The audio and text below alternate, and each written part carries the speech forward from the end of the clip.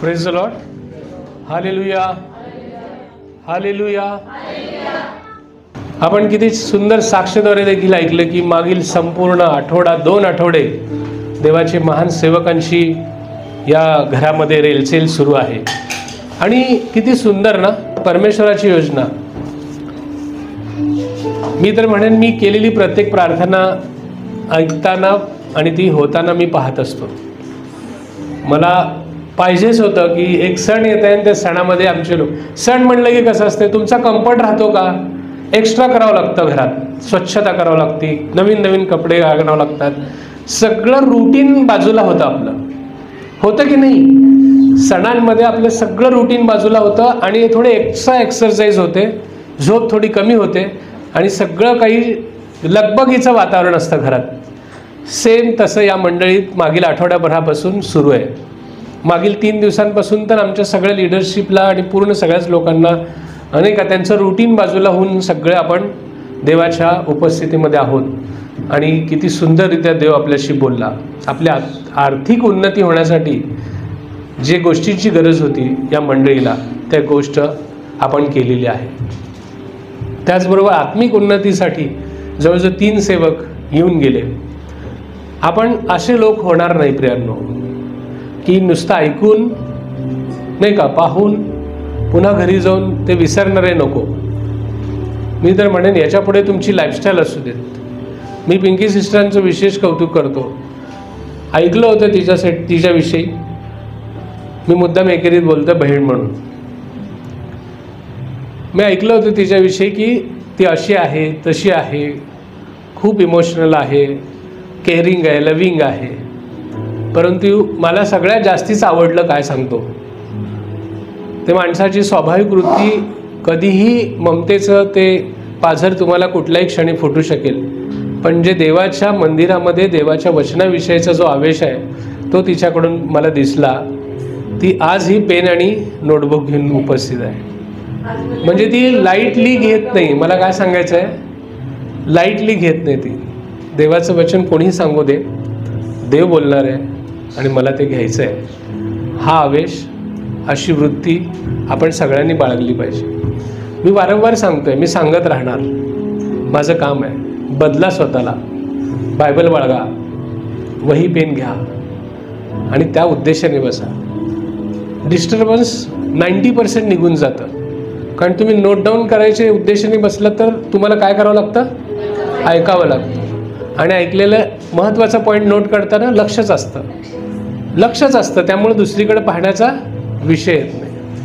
बरोबर? ह्या मंडळींनी हा कित्ता घ्यावा आणि थोडंसं त्याला लगेच म्हणता येईल का हो? बायबल चर्चला आणणं ह्याला लगेच म्हणता येईल का? नाही. शस्त्र आहे, प्रेमपत्र आहे, संहिता आहे, म्हणजे संविधान म्हणतो आपण त्याला. स्वर्गीय राज्याचं संविधान आहे. त्या क्रूस खांबावर लिहिलेलं लव्ह लेटर आहे ते. तुमच्यावर मी किती प्रेम करतो, रक्ताने लिहिलेलं आय लव्ह यू आहे ते. काय म्हणता येईल? A love letter return on wooden from our Jesus Christ. त्या क्रूस खांबावर लिहिलं काय ते, कसं किती पद्धतीने घेऊन येता येईल. लोकांसाठी पवित्र ग्रंथ आहे हो. लोक म्हणतील तुमचं पवित्र ग्रंथ आहे. नाही, त्याच्यापेक्षा पुढे येते. त्याच्यातला प्रत्येक शब्द जिवंत आहे, दुधारी तलवारीप्रमाणे काम करणार आहे. जीवन आहे त्याच्यामध्ये. अजून काय काय खूप आहे. म्हण नाही का ते जड वाटायचं काही कारण नसावं. शॉपिंगला किंवा कुठेतरी जाताना किती छान पर्स घेऊन जातो की नाही आपण. आजकाल तर मोठे पर्सची स्टाईल झालेली आहे. हां, मी म्हणत मुद्दामच घेऊन या ती पर्स, कारण त्याच्यात सगळं बसतं. म्हणजे तुम्हाला असं सेपरेट काय असं घेऊन यायची गरज नाही. घेऊन या. मला पहिला नितीश आठवतो का, असं ते छोटीशी सॅग इकडं असं लटकवलेली. घेऊन ये, त्याच्यात काय प्रॉब्लेम वाटत नाही. कारण आज आपण ते 3 दिवसाचे वाटचाल आपण परमेश्वरासोबत केलेली आहे. वर्षातून 3दा आपण एकत्र येणारच. आणि मी खूप आनंदी आहे की आमची मंडळी या 3 दिवस पूर्ण करू शकते. परमेश्वराने दिलेल्या आज्ञेत आपण राहायचंच. खर्चाची तुम्ही काळजी करू नका प्रिया, अजिबात काळजी करू नका. ह्या मंडळीतून आम्ही काहीही घेत नाही, जे होईल ते मंडळीसाठीच खर्च करणार आहे, त्यामुळे तुम्ही काळजी करू नका. देवाचं अभिवचन, देवाच्या वचनांमध्ये त्यांनी दिलेल्या मार्गामध्ये ही मंडळी जात राहणार आणि जात राहणार. हाच पायंडा पाडत राहणार. आमच्या नंतरची जी पिढी येईल त्यांना निदान हे आदर्श वाट तर आपण निर्माण करून ठेवू की ही वर्षातून 3 वेळा भेटायची देवाने आज्ञा दिल्याप्रमाणे आणि त्या वाटेवर यायचे. आणि आज तर किती सुंदर योगायोग. मी तर म्हणेन की नाही का, दरवर्षी असाच संयोग येवो देव करो की असे गुरुवार, शुक्रवार, शनिवार आपण मीटिंग आयोजित करत राहू की त्याच्यानंतर पेंटेकॉस्ट संडे असेल आणि नंतरचे परत हॉलिडेजमध्ये इकडं आहेत, जानमध्ये आहे, डिसेंबरमध्ये आहेत, होत राहील. मिनिमम 3 म्हणतोय, 4-5 झाले तरी काय हरकत नाही. तुमच्या उन्नतीसाठी आम्ही सदैव तत्पर राहू. आज पेंटेकॉस्ट संडे. कसला संडे? Pentecost Sunday. ग्रीक शब्द आहे. कुठला शब्द आहे? It is a Greek word, Pentecost. त्याचा अर्थ काय होतो? 50वा दिवस. मग हे 50वा दिवस कशासाठी महत्वाचा आहे? कुठून मोजायचे 50 दिवस? बरोबर ना? का 50वा दिवस? 60वा का नाही? 40वा का नाही? 13वा का नाही? 3रा का नाही? अनेक प्रश्न येतात. 50 दिवसांमागे विशेष कारण आहे प्रिया. आपण ऐतिहासिकही बघू, ख्रिस्तामध्ये देखील बघू आणि आपल्या जीवनातही पाहू. जायचं त्या प्रवासामध्ये? रेडी? सीट बेल्ट बांधून ठेवा. निघायचं प्रवासाला? चला तर मग. 4-5 हजार वर्षांपूर्वी जो आली, काय घडलं होतं आणि पुन्हा मग 2000 वर्षांपूर्वी आपण पोर्टल उघडायला सुरू करू. स्वर्गीय पोर्टल. टाइम रिअलमध्ये चेंजेस. डायरेक्ट 5000 वर्षापूर्वी, तिथून प्रवास डायरेक्ट 2000 वर्षांपूर्वी आणि पुन्हा आपण इकडे येऊयात. R you ready? अरे छान रेडी राहा. परमेश्वर बोलत आहे आणि परमेश्वराच्या आणि किती छान झालं. तुम्हाला असं कधी वाटलं नाही का? त्या किती सुंदर सुंदर ॲनिमेशनचे आपले व्हिडिओज आहेत. सुपरबुक तर किती सुंदर आहे. त्यांच्यात ते कसं जातात, ते बायबलच्या बुकमध्ये जातात आणि मग डायरेक्ट असं एक खाली असं येतं झुक की सन इसवी सन म्हणजे ख्रिस्तपूर्व 2000 वर्षांपूर्वी हां बेथलेहेममध्ये. असं सेम तसंच.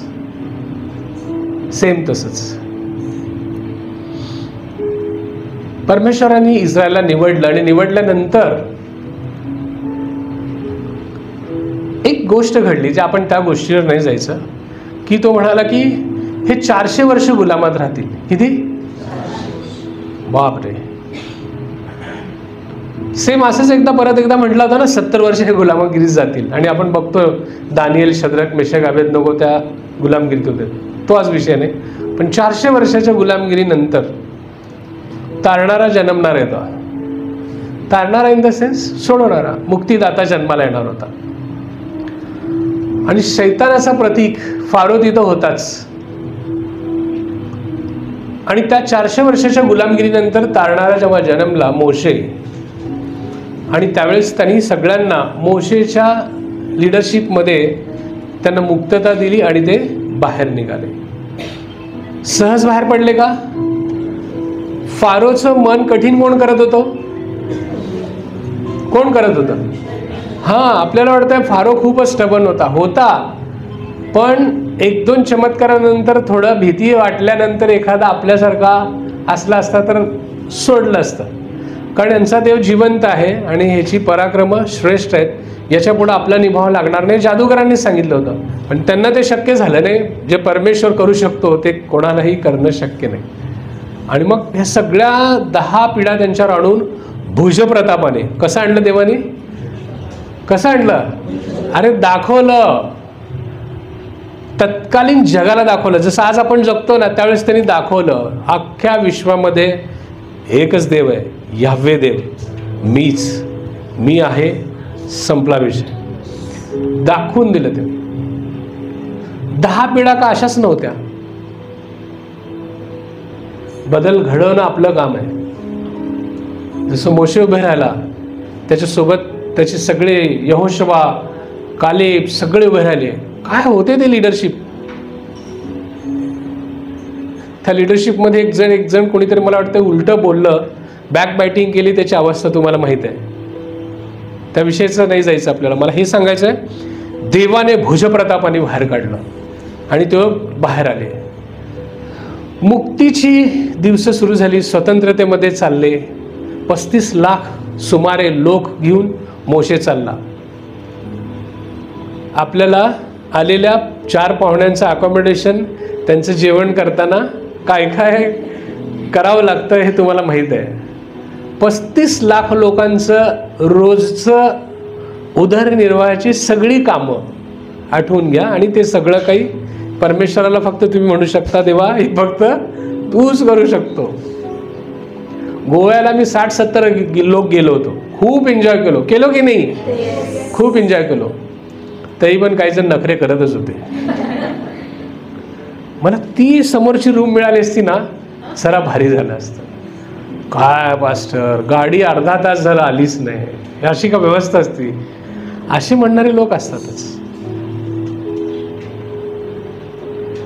पण आपण त्या 90% लोकांकडे लक्ष द्यायचं. ते म्हणतात की आमच्या आयुष्यात आम्ही आलो नसतो, माझ्याकडे पैसे आहेत, मी 50,000 नाही 5 लाख गोव्यात खर्च केले असते, पण जो तुमच्याबरोबर आनंद घेऊ शकलो का नाही?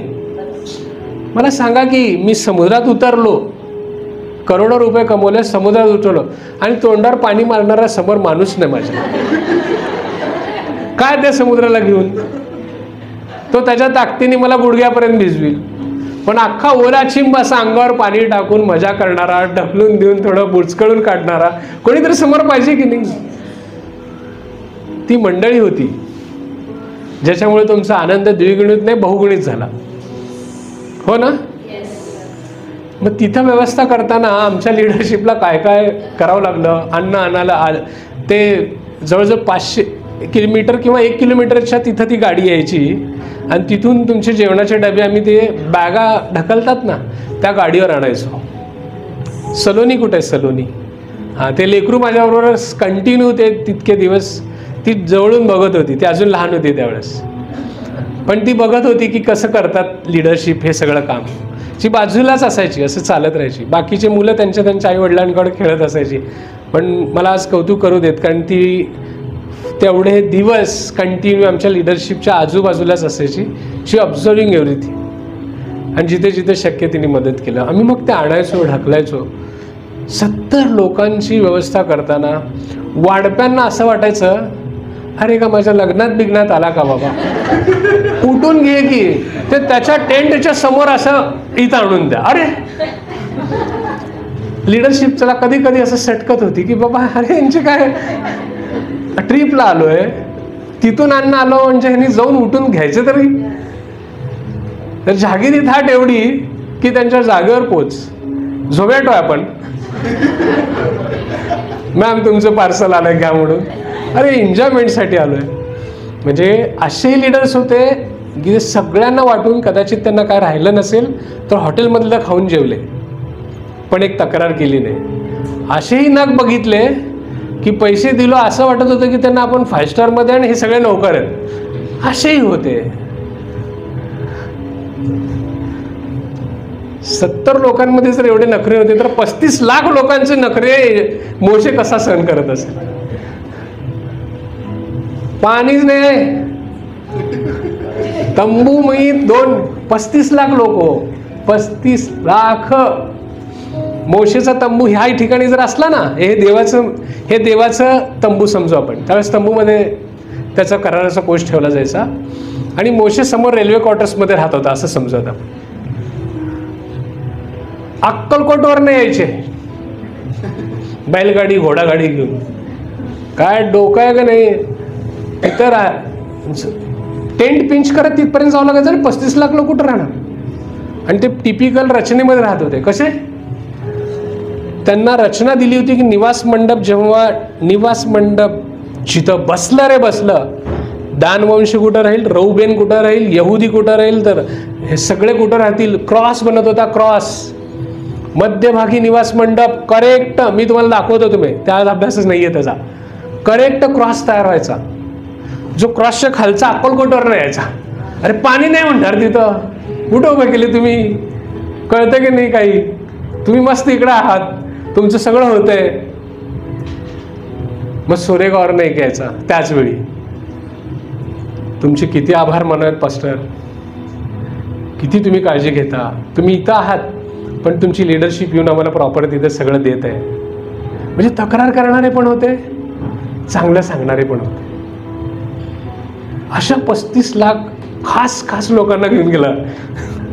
आणि ते लोक जेव्हा बाहेर पडले ना, ते 50व्या दिवशी, आपण मुद्द्याकडे येणार आहोत, पण इतिहासात गेलो तर जरा आजूबाजूचं पण बघत जाऊ ना, काय चाललं होतं. तुम्ही कुरकुरे करणारे जर लोक असाल ना, 35 लाख मधले त्या जनरेशनचे किती लाख लोक वचनदत्त भूमीत गेले? 2 लाख. 35 मधले 2 लाख म्हणजे खूपच कमी झाले हो. 33 लाख कुठे गेले मग? तुम्ही 2 लाख असं म्हणतात ना, 2 जण गेले. अरे बापरे. मग ते 0.0000 बघा किती टक्के राहते, मला नंतर सांगा कोणीतरी चर्च सुटल्यावर. अशी अवस्था. त्यांचे जन्मलेले मुलं गेले, पण जे 35 लाख असे जे होते का नाही, म्हणजे सुमारे 35 लाख म्हणले ते जास्त कमी असतील, म्हणजे 34,99,998 लोक गडप झाले, गेलेच नाहीत वचनदत्त भूमीत. का? कुरकुऱ्या स्वभावामुळं. दालच्या वाडाला आलेला माणूस पुन्हा आलाच नाही पास्टर. सुक्का भात खाऊन गेलो मी. आणि ज्याला वाढत होता ना, तो तिसऱ्याला भरभरून वाढत होता. त्यांचं काहीतरी आहे बघा. अरे तू चर्चला येतो का, खायला येतो का, दुसऱ्यांचे बघायला येतो की कोणाचं काय जुळतंय? काही कारण नाही आहे. परमेश्वराचं मंदिर आहे. कोणाला जज करायला येऊ नका, काही कमी पडलं म्हणून सांगू नका, कारण तुम्ही काय झोमॅटो सांगितलं तर बसलेले नाही आहेत. त्या 2 लोकांचा जर प्रवेश होत असेल तर सावधान मंडळी. स्वर्गीय राज्यामध्ये प्रवेश करायचा असेल तर आपलाही प्रवास सुरू आहे. अरण्यातील मंडळी हा सुंदर विषय पास्टर ज्यूड यांनी शिकवलेला आहे आणि दुसऱ्या पास्टरांनी पण तयार केलेला आहे. अनेक सेवकांनी देखील त्याच्यावर अभ्यास केलेला आहे. असं प्रचंड अभ्यास उपलब्ध आहे. आणि तीच अरण्यातली मंडळी आपण पण आहोत. Church in wilderness. आपला प्रवास तसाच सुरू आहे. वचनदत्त भूमी म्हणजे स्वर्ग आहे आणि आपण काय करत आहोत? प्रवास करत आहोत. त्या 40 वर्षातल्या प्रत्येक मुक्कामाला काहीतरी अर्थ आहे. त्या देश जिथं थांबले ना, त्या एरियाचं जे नाव आहे, त्या एरियाच्या नावाला अर्थ आहे. तिथं काय झालं त्याला अर्थ आहे. ते आज देखील आपल्या जीवनात घडते प्रियांनो, आज देखील. आणि जे घडतंय ते जर कळलं ना, तर तुम्ही स्वतः सांगू शकता की मी 35 वर्षाचा प्रवास पूर्ण केला अरण्यातला. कारण 35 वर्षांनी इस्रायल बरोबर ती घटना घडली आणि त्या घटनेतून मी त्या एक्सपिरियन्समधून आज जात आहे. Praise God. आणि पहिल्या 2 वर्षाच्याच घटना घडत असतील तर विचार करा मग. कारण 40 वर्षाच्या प्रवासामध्ये तुमचा प्रवास पुढेच पाहिजे. असं प्रत्येक पावलागणिक तुम्ही सांगू शकता. अरण्यातील मंडळीचा नीट अभ्यास केला ना, तर आजच्या जगामध्ये वचनदत्त भूमी जाण्यामध्ये माझा प्रवास कुठपर्यंत झालेला आहे. खूप सुंदर अभ्यास आहे. तर त्या 50व्या दिवशी सिनाय पर्वतावर, सुंदर गाणं होतं त्याच्या, सिनाय पर्वतावर जी अग्नी उतरून आली ना, ती अग्नी आज देखील माझ्यावर उतरून येऊ दे, असं जे गाणं होतं तुम्ही नवीन गाणं गायला, सेम तसंच आहे. 50व्या दिवशी आज चर्चचा बर्थडे आहे. Happy birthday church. अरे काय थँक्यू म्हणा ना मग. Happy birthday church. तुम्ही पण म्हणायला शकता सेम टू यू. मी पण मंडळीचा भाग आहे. परत एकदा राज मेंटॉस आहेत का रे? दिमाग की बत्ती जला दे. Happy birthday. आज मंडळीचा जन्म झालेला आहे. आज कसं झालं, आपण तिकडे जातो. 50व्या दिवशी ज्यावेळेस सिनाय पर्वतावर मोशे गेला आणि त्यावेळेस अग्नी उतरून आली. अग्नी उतरून आल्यानंतर कॉन्स्टिट्यूशन देण्यात आलं इस्रायलला. कॉन्स्टिट्यूशन कोण लिहित होता? देव खुद्द, देवाचा आत्मा दगडी पाट्यांवर. आणि ते पाट्या घेऊन आपला हिरो मोजेस आला. दाखवलं त्याने इस्रायलला. ते पहिलं सीन लक्षात घेऊ नका. ते वासरू केलं, डान्स करत होते, मेले. 3000 लोक मेले. किती? 3000.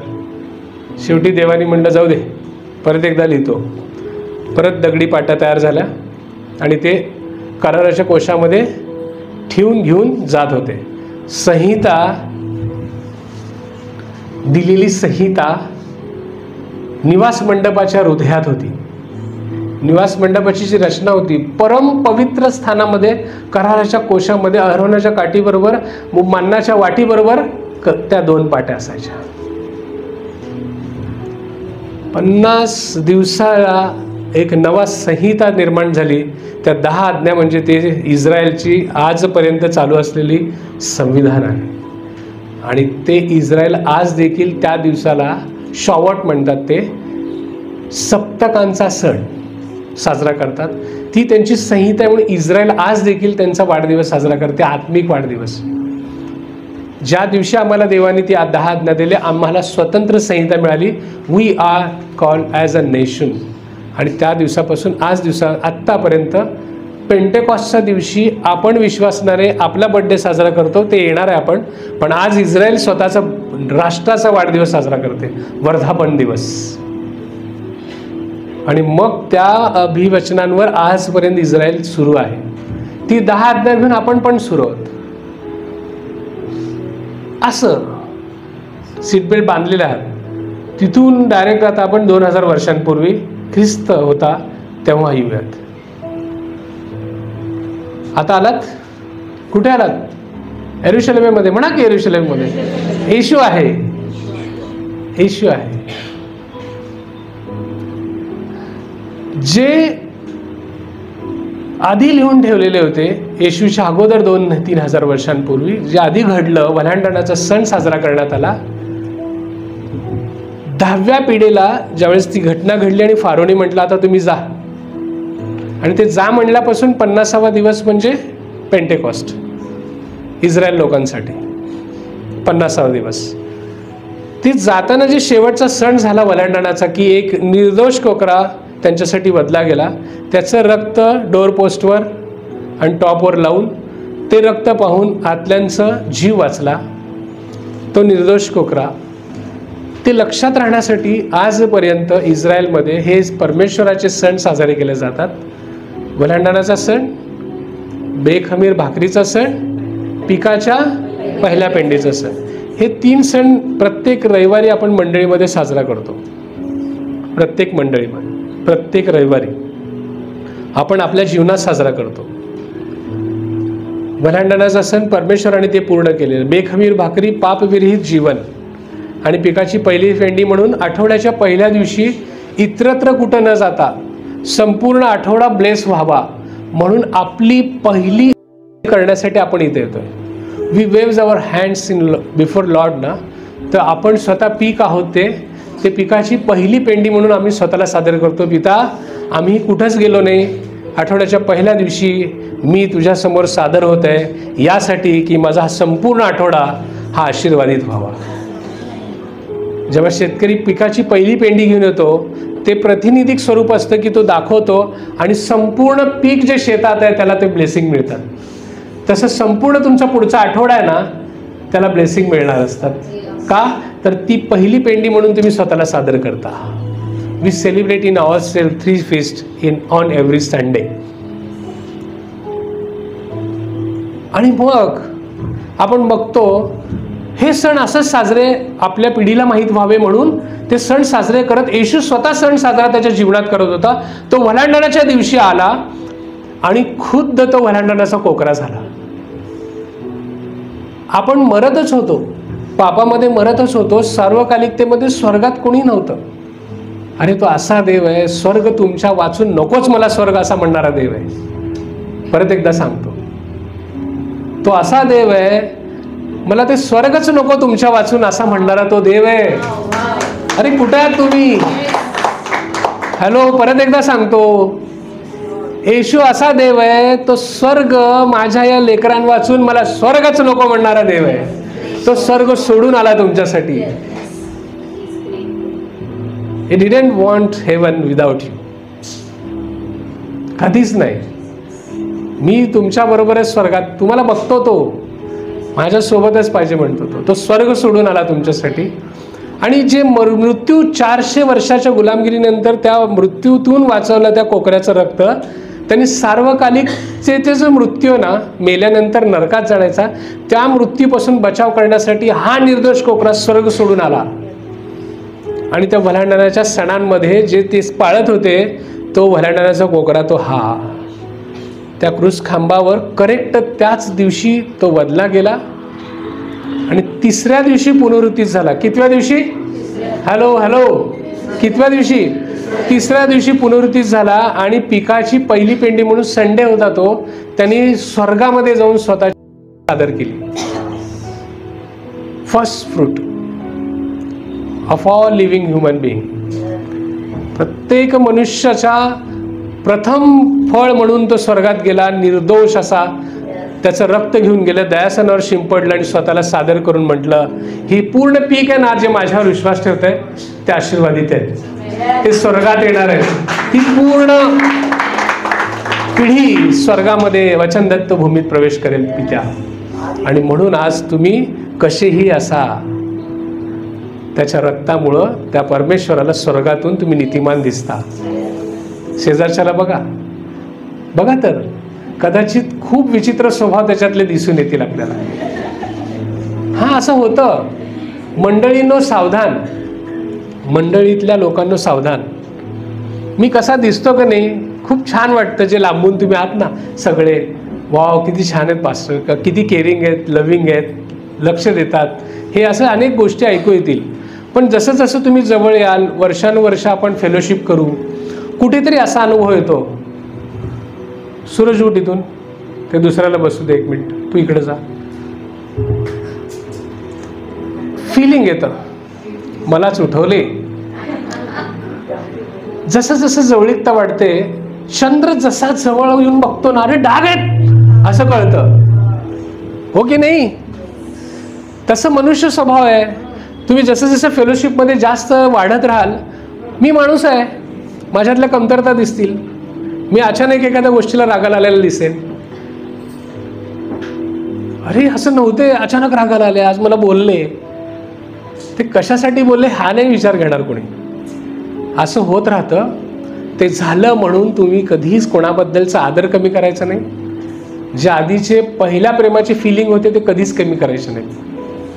नीलम सिस्टर, तुम्ही पहिल्यांदा जेव्हा प्रेमात पडलात का नाही त्यांच्या, आता ते इतके जबरदस्त नमुने दिसत असतील, अनेक चुका दिसत असतील, काय ह्याच माणसावर प्रेम केला होता का, कशाला लग्न केले, असे फिलिंग्स येत असतील.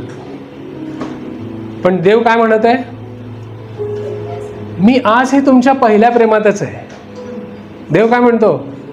हॅलो हॅलो, तो म्हणत आहे मी तुमच्या पहिल्या प्रेमातच आहे. पहिल्या दिवशी मी तुम्हाला आय लव्ह यू म्हटलं ना आणि तुम्ही मला छान वाटलात, तसंच मी आज पाहतो. विश्वासात येऊन माझी 20 वर्षाचा प्रवास संपला. 20 वर्षात माझे सगळे नखरे देवानी बघितलेले आहेत. जवळ आला ना, आणि मला माझ्यातले कितीतरी उणीवा भासल्या, पण देव तो बघत नाही. डे वनच्याच लवमध्ये आहे तो कधी बदलत नाही. तो डे वनच्या लवमध्ये. डे वनचं लव कसं असतं? जानू तू जागेवर बस, मी पाणी आणून देते की. सोनू थंडी आहे खूप बाहेर, जरा शॉल घेऊन जा. फर्स्ट प्रेम, सोनू जानू, अहो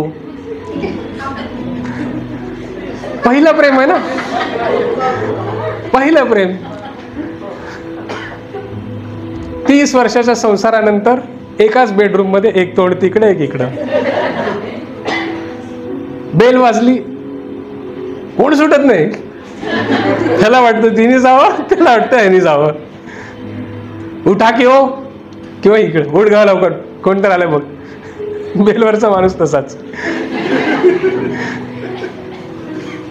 पण डे 1चं लग्न, डे 1चं प्रेम.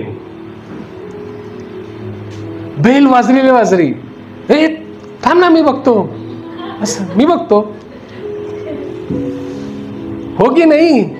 अरे मी काय एकटाच आहे काय ते? हो की नाही? देव तसा प्रेम करतो.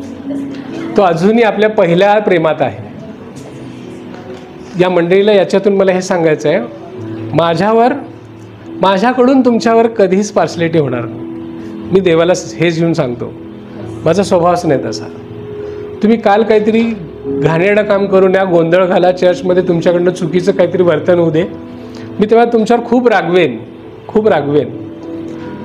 मी दुसरा दिवस म्हणत नाही, तुम्ही फक्त एक 5 मिनिटाचं काम करून परत एकदा माझी टेस्ट घ्याच म्हणतो मी त्या रागात दिसतो का बघा फक्त. आणि ज्या दिवशी दिसेल ना, किंवा मी ते लक्षात ठेवून तुम्हाला दुसऱ्यांदा 5 मिनिटांनी म्हणतोय, मी वागताना दिसलो तर मला दाखवून द्या. मी देवाकडून हे स्वभाव मागितलेला, मी कौतुक करेन स्वतःचं, आणि ते मला दिलंय म्हणून मी देवाचे आभार मानतो. मी त्या रोष घेऊन राहणारा माणूस नाही आहे. मी दुसरा दिवस म्हणत नाही, 5 मिनिट्स फक्त जाऊन एकदा चेक तर करा. मी त्या आविर्भावात राहत नाही. मी कोण आहे? मालक नाही, मालक देव आहे. माझं काम काय होतं, चुकलं म्हणून मी सांगणं माझं काम होतं. मी बोललो, रागात संपलं. 5 मिनिट्स मला कोण चेक केलं असेल तर बघा, ज्यांना अनुभव माझा आलाय त्यांनी बघा. उलट किती जण तर येतात असं, किती जण तर येतील. काल तर मला इतकं काउन्सिलिंग झालेलं आहे आणि आज कसं बघतील. काहीच नाही त्याचा संबंध, काहीच नाही. मी म्हणतोय की तसा देवाचा तो स्वभाव जसा मी घेण्याचा प्रयत्न केला ना, तुम्ही सगळ्यांनीच करावा. काय सुखी व्हाल तुम्ही, किती सुखी व्हाल. काय हसणारे दिसाल तुम्ही. तुमच्या चेहऱ्यावर देवाचा तेज दिसेल. लोक तुम्हाला भेटल्यावर म्हणतील, अरे मी देवाला भेटलो, देव माणसाला भेटलो. वाव. त्या प्रेमातच राज येशू ख्रिस्त तुमच्यावर प्रेम करतो. आजही पहिलं प्रेम आहे. तो शारोनचा गुलाब, तो तसाच आहे. तो व्हॅलेंटाईनचा गुलाबच आहे. तसाच देव आहे. आपणच ना पाणी न घातलेल्या गुलाबासारखे चाललेलं 4-5 दिवसांनी. आणि तसं व्हायची गरज नाही, कारण आपण जीवनी पाणी पिलेले लोक आहोत. आपण मरेपर्यंत टवटवीत राहणार, चांगलंच राहणार. 50व्या दिवशी पाटांवर ते जे घडलं ते इस्रायलचा वाढदिवस साजरा झाला.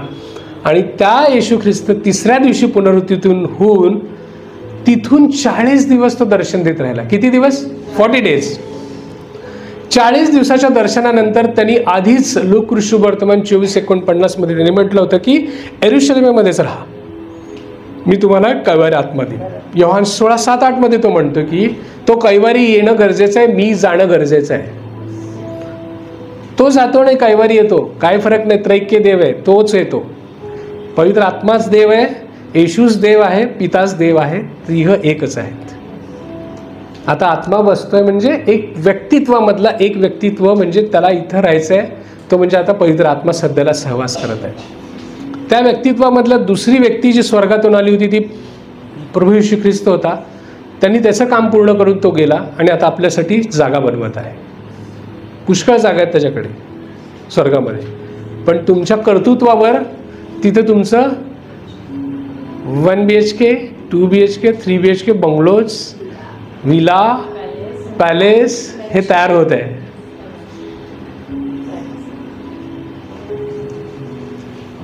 आणि मी तर म्हणल एक बुलडोजर पण हिंडत असेल तिथं. ह्याचा विला बनवला होता, ह्याने एवढी रासलीला केली इकडे, ह्याचं विलास पाडा. 3 BHKचं 1 BHK. तुमच्या कर्तृत्वावर स्वर्गातलं तुमचं काम चालू आहे प्रियांनो. येशू ख्रिस्ताबरोबर जे आर्किटेक्ट इंजिनियर काम करत असतील, देवदूत, ते म्हणत असतील, हा माणूस मला भेटू दे स्वर्गामध्ये.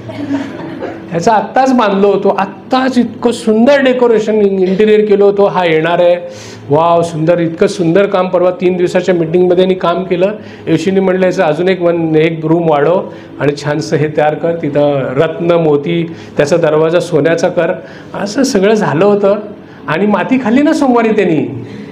कळलं का काय झालं? मीटिंगच बाजूला घेऊन कळलं का, पास्टर त्या हॉटेलला गेले, आपल्याला बोलवले पण नाही. ते सोड, तुला ते माहित नाही, ते जेवणाचं उरलेले पॅकेट्स ती बहीण जाताना घेऊन गेले. आपल्याला काय म्हणायला गेलं होतं का, थांब रे बाबा तुला पण देतो म्हणून. आपण जायची वाट बघितले, मग वाटावाटी झाली बघा. म्हणजे 3 दिवसात जो आत्मिक मानना मिळाला ते गेलं. दालचा मिळाला नाही म्हणून बॅक बायटिंग सुरू झाली.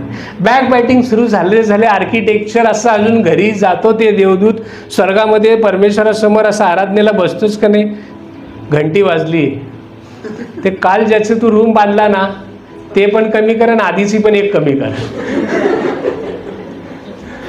तो देवदूत म्हणत असेल हा वर येऊच दे. ह्याचं बांधकामामध्येच माझा वेळ चाललाय. तुमच्यासाठी जो रत्न मुकुट तयार होत आहे ना, तुम्ही सुंदर सुंदर काम करता मंडळीमध्ये, घरामध्ये, त्याच्या राज्याच्या विस्तारासाठी का जिथे तुम्ही नोकरीला तिथं पण काम करता, त्या ठिकाणी तुम्ही सुंदर काम केलं, परमेश्वराचं गौरव केलं की एक सुंदर कोहिनूर कुठं लागावं, त्याच्यापेक्षा सुंदर रत्न तुमच्या मुकुटामध्ये ठेवलं जातं. अरे टाळ्या वाजवा, होतंय.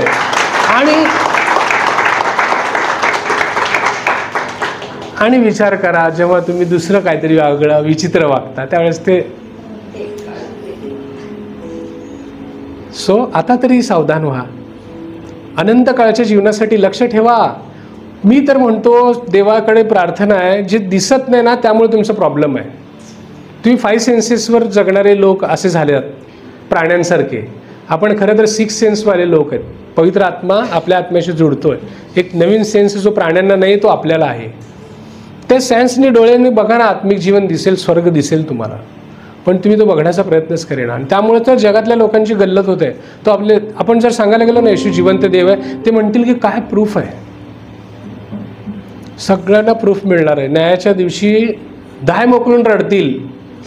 तुम्ही ज्यांना ज्यांना सुवार्ता सांगितली आणि त्यांनी डावललं ना, ते दाय मोकलून रडतील, पण तेव्हा काहीच राहिलेलं नाही.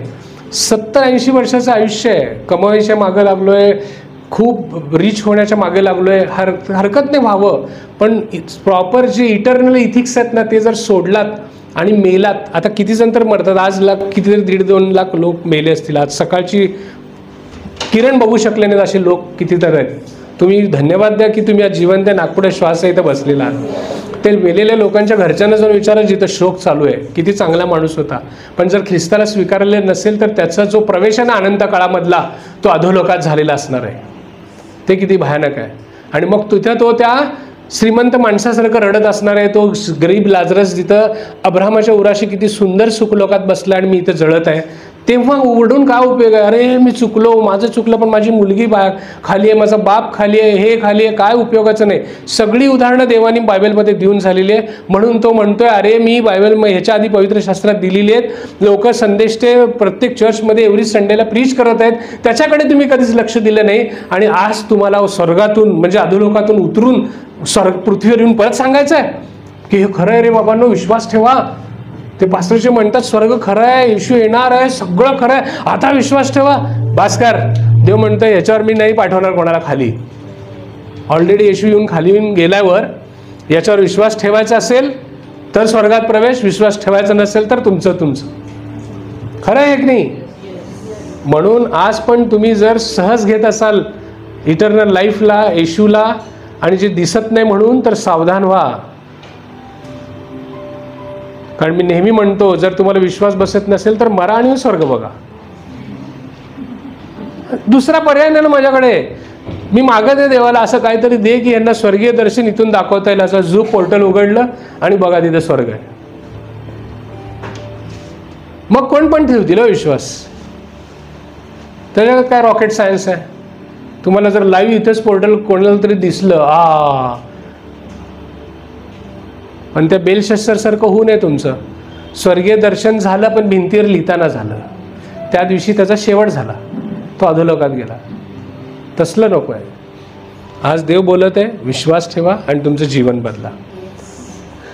येशू ख्रिस्त पुनरुत्थित झाला आणि तिथून 40 दिवस दर्शन दिलं आणि त्यांनी जाताना सांगितलं, ज्या ठिकाणावरनं स्वर्गारोहण झालं ना, त्याच पर्वतावर येणारे देव, जिथून पोर्टल उघडलं गेलं, देवदूत येऊन पर्टिक्युलर सांगितले, हे हॅलो, घाबरू नका. हा जो जाताना तुम्ही बघत आहे ना, याच पर्वतावर, यरुशलेममधल्या त्याच पर्वतावर जेव्हा मेघध्वनी गर्जना होईल, आद्य देवदूतांची वाणी होईल, तो स्वर्गातून घोडा घेऊन येईल ना, उतरणार. लँडिंग पॉईंट तेच आहे. जायचं असेल तर इस्रायलचं तिकीट काढा, बघून घ्या जिथून तो वर गेलाय, आणि त्याच ठिकाणी तो येणार आहे. पण कधी येणार आहे? आधी रॅप्चर होईल, माहिती आहे ना? 7 वर्षाचा महासंकट समयाचा काळ येईल. ते 7 वर्षामध्ये रॅप्चर झालेले आणि आधी निजलेले कुठं उठतील? पहिल्या पुनरुत्थानामध्ये, स्वर्गामध्ये, आकाशामध्ये, ढगांवर, मस्त टेबलवर येशू बरोबर. 7 वर्ष एन्जॉयमेंट, हर डे पार्टी, हर दिन, 7 वर्ष. आणि 7 वर्षात बक्षीस समारंभ आहे, आपण नंतर बोलू त्याच्यावर. तर 7 वर्षानंतर जो येणार आहे ना, ते तिथं उतरणार आहे. तोपर्यंत यरुशलेमची ते येणार नाही. 7 वर्ष आधी आकाशातच असणार आहे. मग ते दुसरं आगमन आहे, आपण त्याच्याबरोबर येणार आहे. त्या आकाशामध्ये हे 7 वर्षाचा सगळा फंक्शन कार्यक्रम झाला. देव म्हणेल 1000 वर्ष पृथ्वीवर राज्य करण्यासाठी चला आता आपल्या राजांबरोबर, राजांचा राजा. आणि मग स्वर्गातून घोडे येतील तुमच्यासाठी. वाव, स्वर्गातून येतील ना, तर देव म्हणेल कसले घोडे पाहिजे, डोक्यात विचार करा. केलात? आमेन.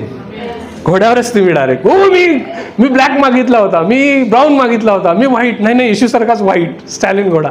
सगळ्यांना मिळतील, सगळे लँड करणार. 1000 वर्ष राज्य करणार आपण. किती? 1000 वर्ष. आणि मग जगाच्या दुसऱ्या शेवटच्या न्यायासाठी दुसरं पुनरुत्थान होणार. जगातले जितके विधर्मीपासून सगळे मेलेले आहेत की नाही, ते सगळे उठवले जाणार. पांढऱ्या सिंहासनावर येशू बसलेला असणार. तुम्ही त्याच्याबरोबर, तुम्हाला पण काही रजिस्टर देण्यात येतील. सोलापूरचं झालं तर सोलापूरचे लोक त्याच्या सिमेट्रीमधून उठवलेले समोर. हा ताई, आता येशू समोर काय सांगणार? खूप सुंदर आहे ते, आपण अभ्यास करू त्याच्यानंतर. 10 दिवसानंतर एक काय झाली घटना, ते सगळे 120 लोक माडीवर जमलेले होते. काय करत होते? करेक्ट 50व्या दिवशी, जे जुन्या करारात घडलं सिनाय पर्वतावर, इथं घडलं. देवाचा आत्मा उतरून आला. हृदयाचे 2 कप्पे आहेत, हा ना, शुद्ध रक्ताचा आणि अशुद्ध रक्ताचा. त्या हृदयरूपी त्या 2 पाट्यांवर पवित्र आत्म्याने नवीन संविधान लिहिलं. बस वाटाळा. हृदयावर राज्य करण्यासाठी पवित्र आत्मा उतरला आणि हृदयरूपी त्या 2 पाट्यांवर त्यांनी नवीन संविधान लिहिलं. I love you, love your God, love your neighbour.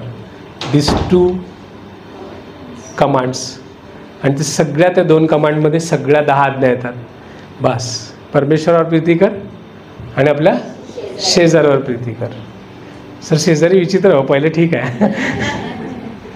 Option नाही आहे. काय? तुम्ही देवाला चॅलेंज करताय का? नाही. किती का विचित्र असू दे, तुम्हाला प्रेम करायचं आहे. 2 आज्ञा दिल्या 50व्या दिवशी. आणि मंडळीची स्थापना झाली. पहिल्या 50व्या दिवशी पेंटेकॉस्टला जेव्हा जुना करारामध्ये झालं, त्या आज्ञेमध्ये 3000 लोक मेले. आणि पहिल्या पेंटेकॉस्टला जेव्हा चर्चची स्थापना झाली, म्हणून चर्चचा बड्डे आज आहे, चर्च स्थापना झाली आणि पहिल्या प्रीचिंगमध्ये 3000 लोक तारले गेले पेत्राच्या भाषणामध्ये. तिथं दगडी पाट्यांवर आज्ञा लिहिल्या गेल्या, इथं हृदयरूपी मांसमय हृदयावर या आज्ञा लिहिल्या गेल्या.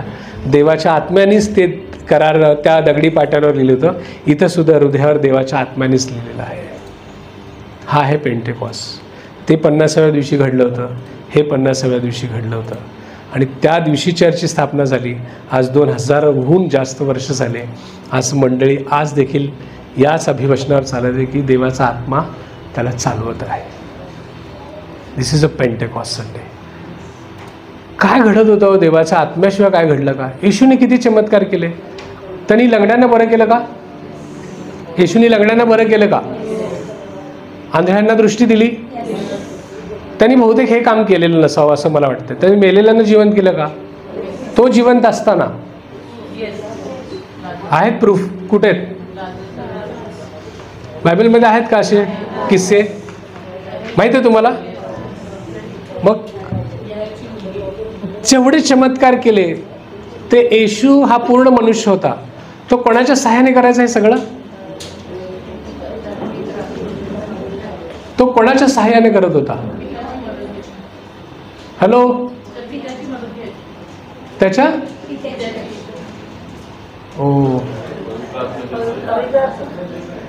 वचन सांगतो तो देवाच्या आत्म्याच्या सहाय्याने सगळे चमत्कार करत गेला. त्याला आरोप पण झाला होता, तू शैतानाच्या सहाय्याने सगळं करत आहे. तो म्हणजे शैतानाचीच वाट लावणारा माणूस शैतानाचं सहाय्य गेला. कॉमन सेन्स तर वापरावं असं बोलला तो. येशू जसं जूड पासून असं मतितार्थ बोलते ना तसं तो बोलून जात होता.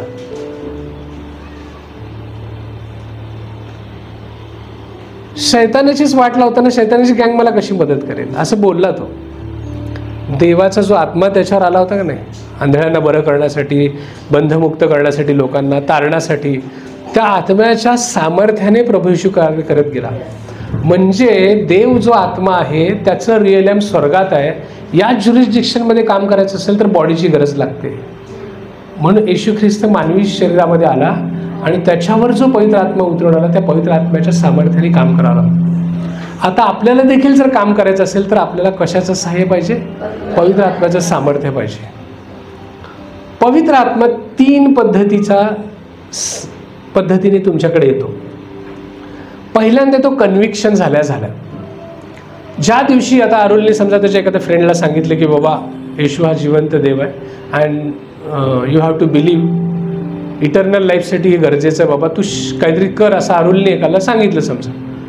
आणि त्या मित्रांनी त्याच्यावर विश्वास ठेवला की हा जर इतका सांगतोय तर मी विश्वास ठेवतो. त्यावेळेस देवाचा आत्मा त्याच्या बरोबर येतो. म्हणा बरोबर येतो. त्या दिवसापासून कन्व्हिक्शन आलं रे आलं, देवाचा पवित्र आत्मा त्याच्या बरोबर येतो. कुठे येतो? म्हणा त्याच्या बरोबर येतो. इंग्लिशमधले प्रेपोजिशन वापरू आपण. होली स्पिरिट विथ यू, तो सोबत येतो. कन्व्हिक्शन झाल्या मग तो चर्चला यायला लागतो. मग सगळं त्याचं बायबल स्टडी होते, सगळं काय काय लोकांच्या ह्याच्यात वाढतो आणि त्यांनी ठरवतो की मी बाप्तिस्मा घेईन. आणि खऱ्या अर्थाने तो पब्लिकली सगळ्यांसमोर स्वीकारतो की I accept Jesus Christ as my personal saviour.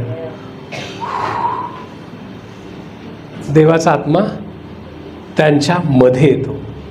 Holy spirit in you. मग झालं की. पण सामर्थ्याची कामं नाही होणार. जेव्हा येशू ख्रिस्त उठून आला त्यांनी फुंकर मारली, देवाचा आत्मा स्वीकार करा. आला त्यांच्यामध्ये. तो होताच त्यांच्यामध्ये कारण येशू ख्रिस्तावर त्यांचा विश्वास होता. Holy spirit was with them. when Jesus breathed on them, त्यावेळेस तो आत आला. लक्षात येते? पण काम झालं का? वाट बघावं लागली 10 दिवस त्यांना. जर पवित्र आत्म्याच्या सामर्थ्याचं काम व्हायचं असेल तर पवित्र आत्मा तुमच्या वर येण्याची गरज आहे. Upon you. ती तिसरी गोष्ट कधी अवेलेबल होती माहिती आहे का? सगळं सोडून पॅशनेटली, ईगरली, अर्नेस्टली तुम्ही त्याची वाट बघण्याची गरज असते की नाही मी तुझ्यासाठी जातो. बस बंद खोली. ती बंद खोली ती माडीवरची म्हणजे जगासाठी सगळं बंद. जगाचं सगळं बंद म्हणजे आयसोलेटेड म्हणजे काम धंदा सोडून वगैरे नाही. आता मी तुझ्या राज्यासाठी उभे राहणार. तपास झालं सगळं. मग देव म्हणेल, हा पवित्र आत्मा त्याचं सामर्थ्य असंच मिळतं. पवित्र आत्म्याचं सामर्थ्य तुम्हाला जादूगिरी करण्यासाठी जगातल्या मिळत नाही. आणि माहिती आहे तुम्हाला ती गोष्ट, एक जण आला होता, अरे तुम्ही चमत्कार करता, मेलेले उठा लागलेत, बरं व्हायला लागले, जरा ही जादू मला पण शिकवा की. हा त्याची काय हालत झाली माहिती आहे ना, माहिती आहे की नाही? भयानक अवस्था झाली त्या माणसाची. त्याच्यासाठी पवित्र आत्मा मिळणार नाही तुम्हाला.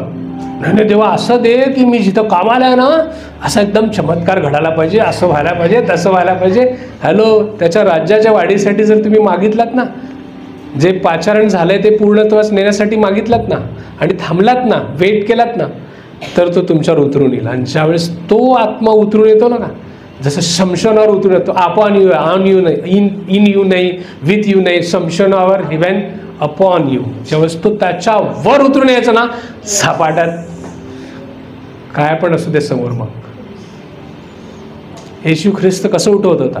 तो पूर्ण मनुष्य होता. देवाचा आत्मा त्याच्यावर आला होता.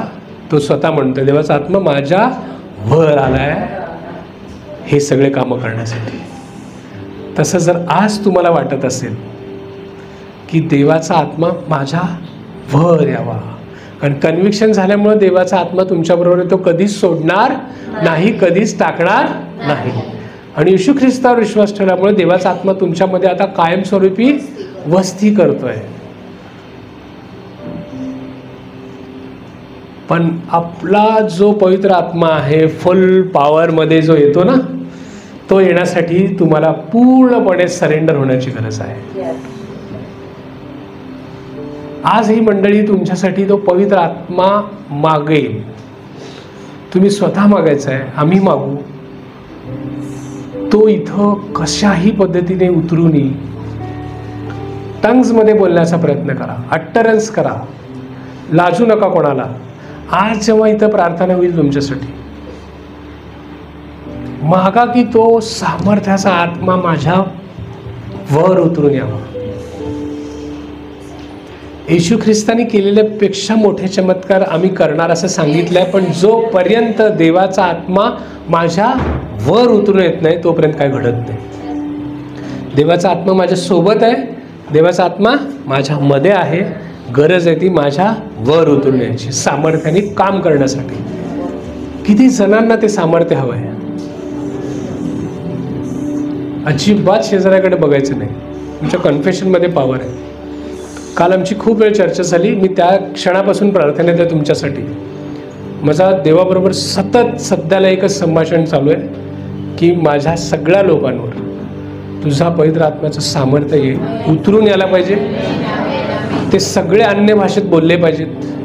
कारण अन्य भाषेत बोलण्याचं दान जर मिळालं तर तुम्ही डिरेक्टली स्वर्गामध्ये बोलणं चालू करता. डिरेक्टली स्वर्गामध्ये, हॉटलाईनवरच डायरेक्ट. देवाच्या आत्म्यालाच कळतं ते, तुम्ही डायरेक्ट देवाशी बोलता. पण ते हॉटलाईनचं कनेक्शन घेण्यासाठी पवित्र आत्म्याची गरज आहे, पवित्र आत्म्याच्या अभिषेकाची गरज आहे. आता इथे जेव्हा प्रार्थना होईल, क्वायर प्लीज, आता जेव्हा ही सगळी पवित्र आत्म्या संदर्भात आज पूर्ण क्वायरने गीत गाऊन आपल्याला खूप उत्तेजित केलेलं आहे. आता जेव्हा अभिषेकासाठी मागाल ना, तर म्हणा मला अन्य भाषेचं दान दे. ते सामर्थ्याचा आत्मा तू उतरून ये आणि मला पण माझ्या हातून चमत्कार बघ.